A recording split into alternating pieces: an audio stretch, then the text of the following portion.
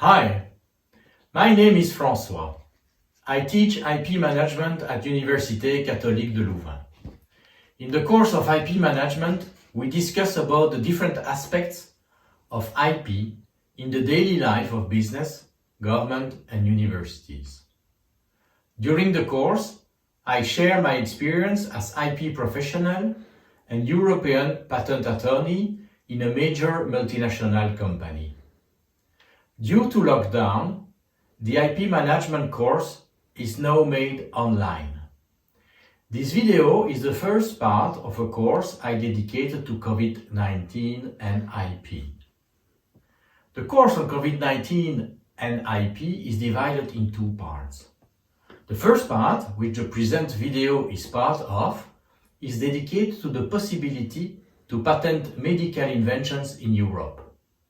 In this part, we will discuss which medical invention can be patented, how to patent a medicine, is it possible to patent a virus like the COVID-19.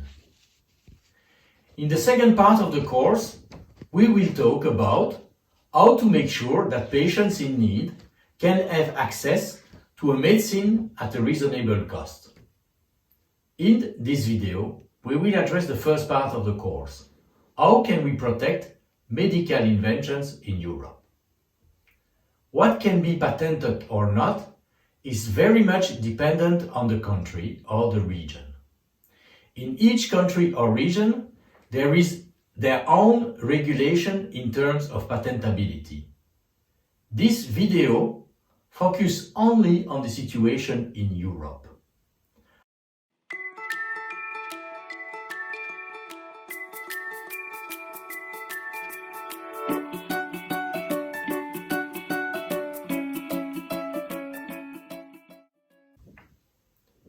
In this part, we will talk about medical inventions.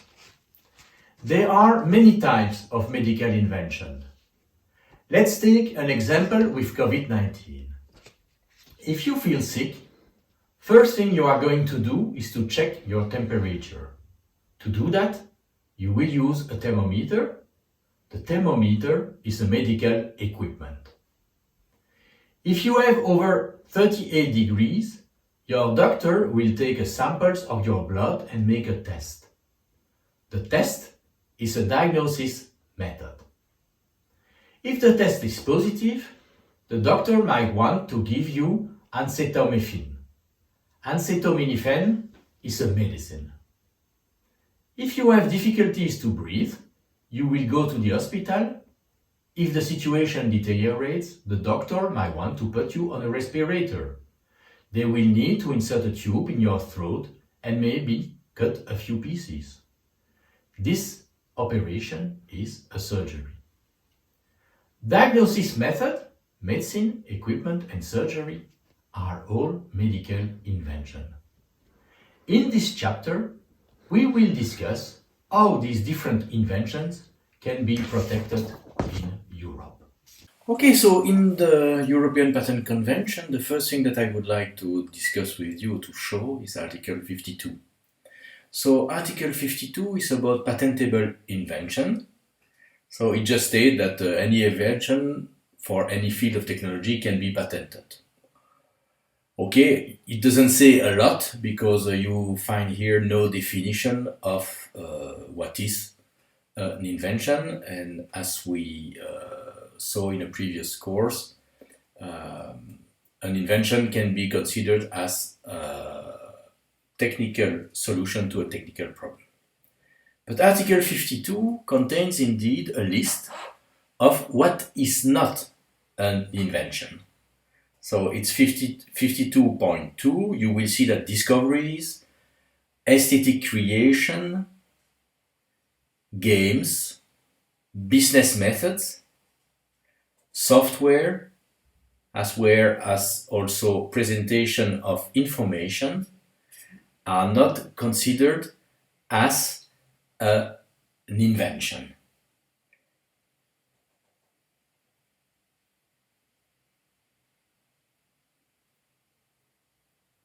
It means, therefore, that medical inventions are considered as invention as such under the EPC.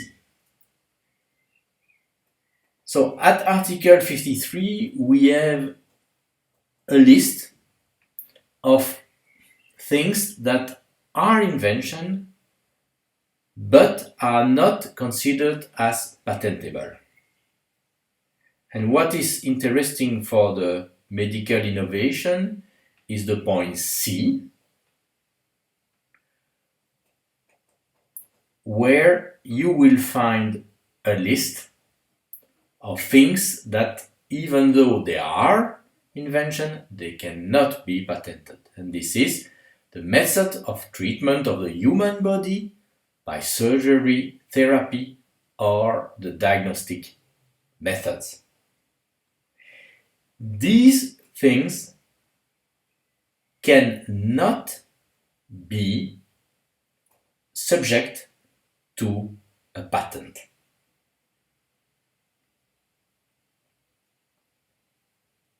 This is the case in Europe. In other countries, sometimes it can be patentable. Like, for instance, in US. In US, surgery procedure can be patented, but it is not the case in Europe.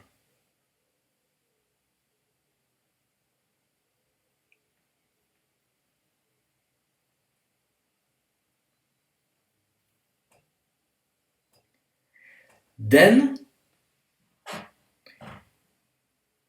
you have the second phrase at the point C, which talk about medicine. It says that the interdiction that you've got at the first phrase concerning method of treatment does not apply to product, substances, or composition that are of any use in the treatment, the surgery, or the therapy. This is indeed the definition of a medicine. So a medicine is, under the EPC, patentable as a substance, as a product, or as a composition. To make a summary, diagnostic, medicine, equipment, method of treatment, and surgery are all considered as inventions. They are technical solutions to a technical problem. The technical problem being to cure an illness. Some medical inventions are patentable and some are not. Methods of treatment of the human or animal body, as well as surgery, cannot be patented. The same is true for diagnostic methods. However, medicine and product used in the treatment of the human body or the animal body, as well as diagnostic method, can be patented.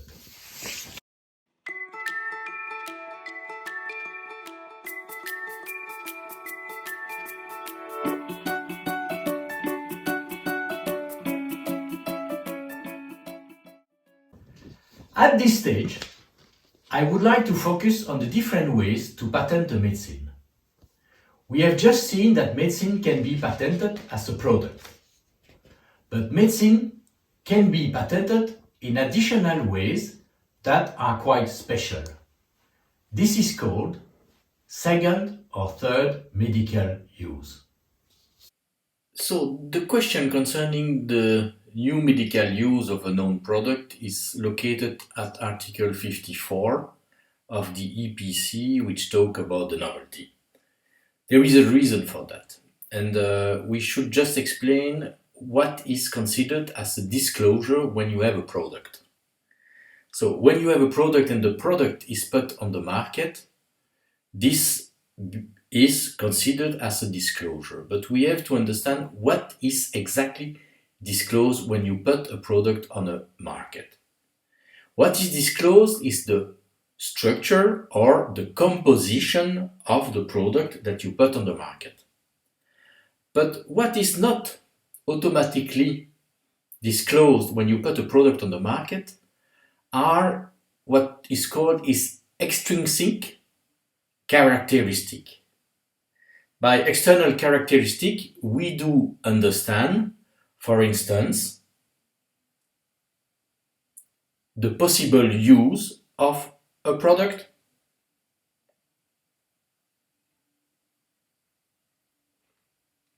the different functions of the product is not necessarily disclosed, as well as the advantages of the product. Yes, with an S it's much better. And so we have to go there at article 54.4 to see what is said about medicine. So when you put a medicine on the market, you disclose its composition, but you not disclose its possible use, its function, or its advantages.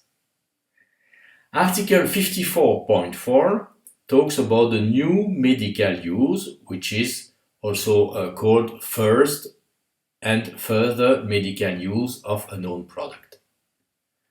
So what is said is that the fact that a substance or a composition was put in the market, so substance comprising the state of the art, which means that the substance itself is known, so it is comprised in the state of the art.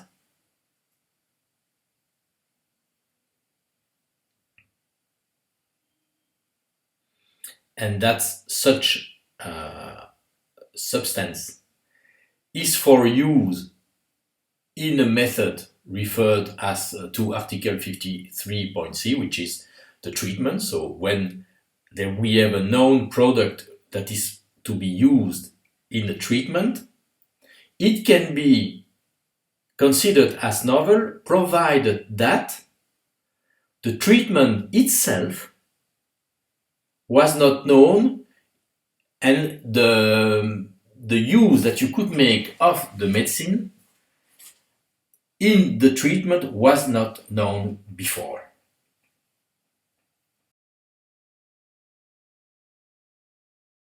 As a summary, we can say that a medicine can be patented as a product. If someone finds a new molecule that is active against the COVID-19, he will be able to patent the molecule itself, if the molecule was not known. But a known medicine or product can also be patented for a new treatment.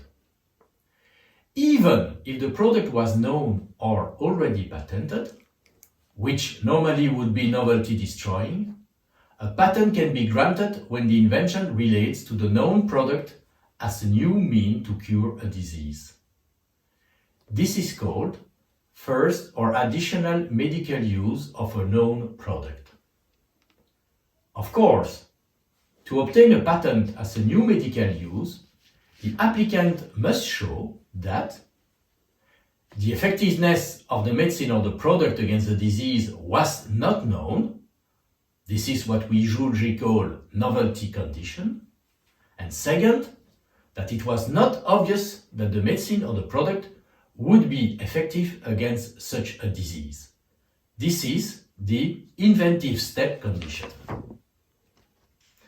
In the COVID-19 crisis, remdesivir is a good example of a second medical use. Gilead Sciences, a US company, owns the patent on the remdesivir itself. When the Chinese found out about the COVID-19 in Wuhan, they immediately tested a lot of medicine already on the market to check if they were effective against the COVID. It appeared that remdesivir could be a candidate. The Wuhan Institute of Virology applied for a patent of new medical use against the COVID on January 21, 2020. If the patent is granted, it means that where the patent is for, no one, even Gilead, who owns the patent on the remdesivir itself, will be authorized to manufacture, sell, or import the medicine if such manufacture, sale or import is made with the objective of treating the COVID-19.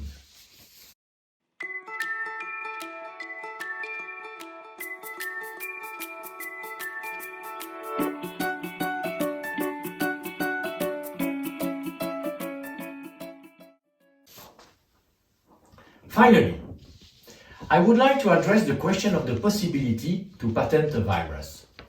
Even if it looks strange, there are a lot of reasons to patent a virus. The virus or its attenuated version could be used to manufacture a vaccine. Another possibility is that the virus could also be used in a diagnostic method. The question whether you can or not patent a virus is dependent on the country or region. In Europe, it is possible to patent the attenuated version of a virus as well as the version of the virus that is extracted from its natural environment. To obtain a patent, the applicant will need to show that the invention of the virus is, first, new. This condition should not be too difficult if the virus is not known. Second, inventive. This condition could pose a problem because with the current techniques at hand, it is very easy and quite custom to isolate or modify a virus. In terms of isolation of a virus, it will be difficult to show that there was an inventive step. In a modification of a virus, it will be probably easier.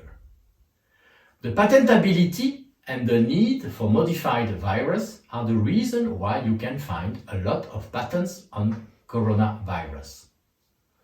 Coronavirus is a generic word for a type of virus, like a car or plane are generic words for different means of transportation.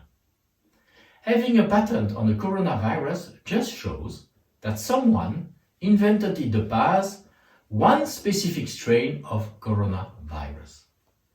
It does not mean that the Wuhan coronavirus as such was patented.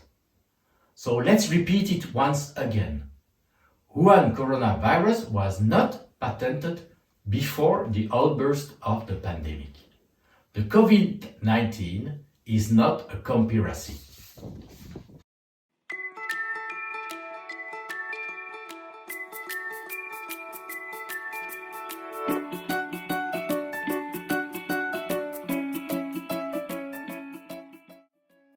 So this is the end of the presentation. I hope that you learned something useful and interesting. See you soon for a video on the second part of the course. Next time we will discuss how IP regulation can help or prevent patients to have access to the medicine against COVID-19 at a reasonable price. See you!